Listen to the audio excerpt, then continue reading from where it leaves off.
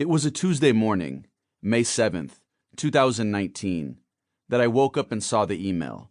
LOI was the subject line. Letter of intent.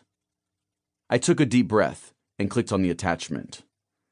It was what we call a term sheet, laying out the basics of the deal. A $600 to $700 million all-cash offer to negotiate the sale of our company, Grupo Zap Viva Real. Flashback 1 year. We had spent the entire first half of 2018 trying to raise money, and had completely failed. We had landed meetings with two highly respected investors, Warburg Pincus and General Atlantic, but didn't get far with either. In both cases, there was a significant gap in valuation from what we were expecting. Looking back on it now, I probably should have taken the term sheet from General Atlantic and their legendary investor, Martin Escobari. It wasn't anything close to the $600 million.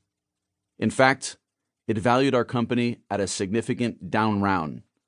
That is, significantly lower than during our previous round of investment several years earlier.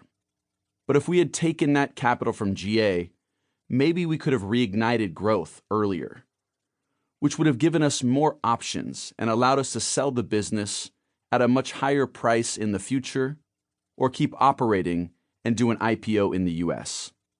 There was no way to know. And in the end, what's done is done. That's the name of the game in entrepreneurship. You can't live with regrets, you just have to keep going. During the process of fundraising post-merger, my sense was that the company was worth at least twice as much as what was being offered.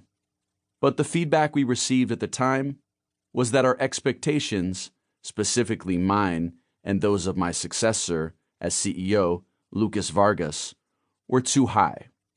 That's just how the cookie crumbles when you go to market. Like it or not, you find out where the market thinks you are in terms of value. It was a rude awakening. The whole ordeal had been rather demoralizing. I felt like some of the members of our board were losing confidence in us.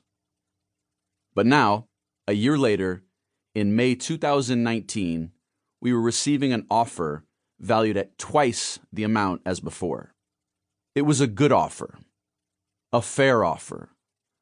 But to be frank, even the $600 to $700 million felt low. Once again, it didn't meet my expectations, as well as the expectations of many of our existing investors. I knew that several of these individuals would make zero profit on the transaction. They were poised to just break even, meaning get their money back, but nothing more.